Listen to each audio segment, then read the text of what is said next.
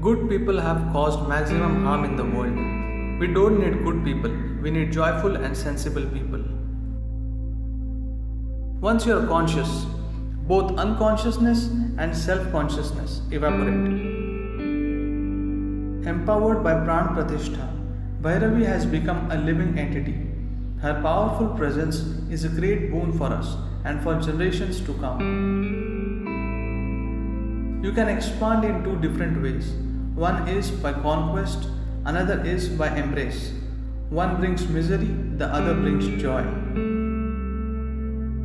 The less you understand life, the more you think it is accidental. Life is not accidental. Everything happens between cause and effect. One who does not touch the stillness within and without will invariably get lost in the movement. Don't hand over your health to a doctor. Your health is your business. Faith can move mountains, but it freezes your mind. Gender equality shouldn't even be an issue. At work or on the street, where is the need to look at someone as a man or woman? Bharatnatyam is a dance of bhava, feeling, raga, tune, and tala, rhythm. The tune of life is set. You have to find the rhythm. The greatest thing in your life is that you are alive and throbbing right now. Everything else is secondary. It is not in human hands to create a being. You only facilitate a body. Classical Indian music is a beautiful way of using sound as passage through existence. You need to look at why you want a break from work. If you were doing something that you truly care about, would you want a break? Where astrology tries to tell you how the cycles of planets and stars bind you, the spiritual process tells you how to go beyond that. A chant is not a cultural but an existential thing. It is about the sounds, not the meanings.